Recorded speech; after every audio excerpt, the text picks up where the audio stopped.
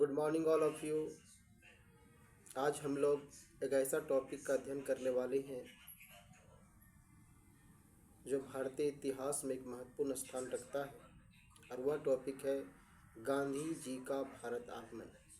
बहुत समय से यह चर्चा चल रही थी कि सर इस टॉपिक पर एक वीडियो बनाइए। तो आज देखते हैं दोस्तों, गांधी जी का भारत आगमन कैसे हुआ था। जनवरी 1915 में गांधी जी दक्षिण अफ्रीका से भारत लौटे। यहाँ गोपाल कृष्ण गोखले के विचारों से वे सर्वाधिक प्रभावित हुए और कालांतर में गोखले को गांधी जी ने अपना राजनीतिक गुरु मान लिया।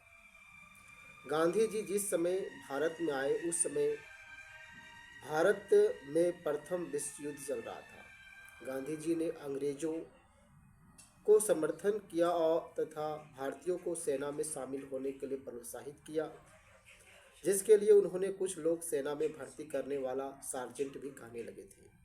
प्रथम विश्व युद्ध में अंग्रेजों के समर्थन करने कारण ब्रिटिश सरकार 1915 में गांधी जी को कैसर ए हिंद का उपाधि प्रदान की थी।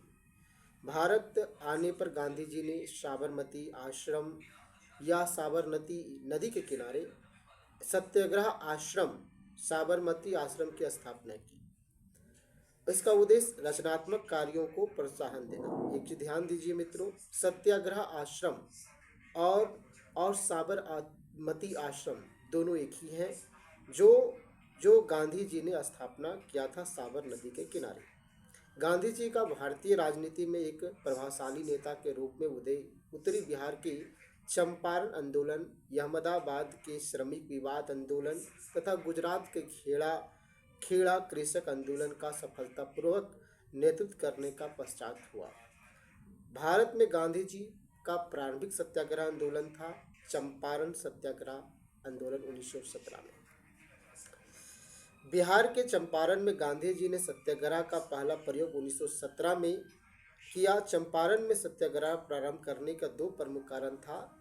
चंपारण में नील बागान के मालिकों द्वारा तकावी ऋण और 3 कठिया व्यवस्था कृषकों को अपनी जमीन का 3/20 में भाग पर नील की खेती करनी अनिवार्य के कारण किसानों की स्थिति बहुत दयनीय हो गई थी।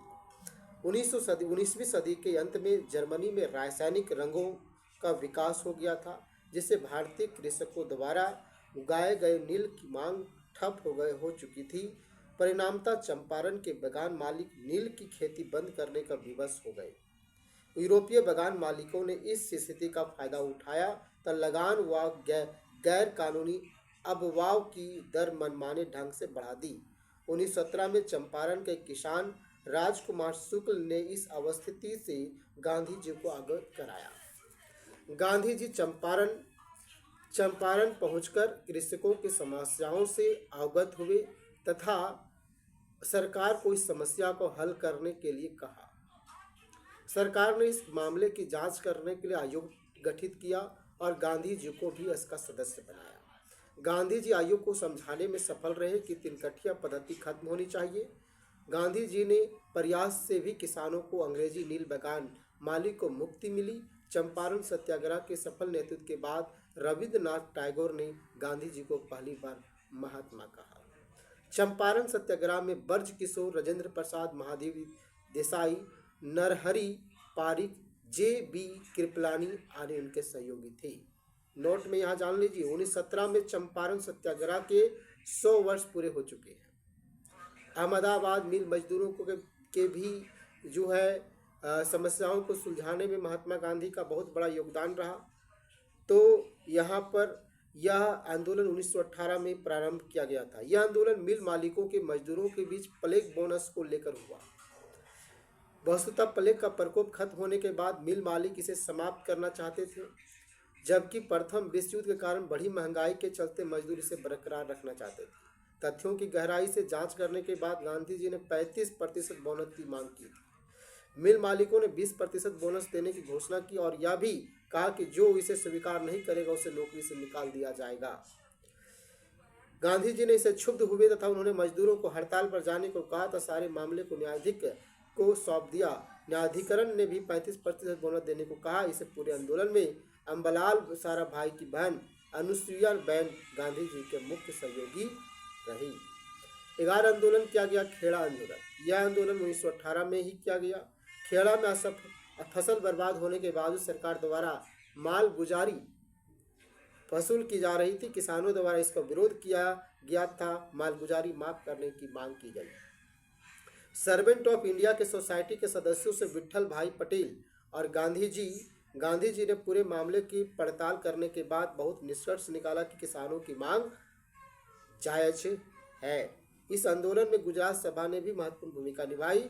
उस वर्ष इसके अध्यक्ष गांधी जी थे। इस बीच सरकार द्वारा गुप्त निर्देश जारी किया गया कि लगान उन्हीं से वसूल किया जाए जो देने की स्थिति में है। इसकी जानकारी मिलते गांधी जी ने आंदोलन समाप्त कर दिया।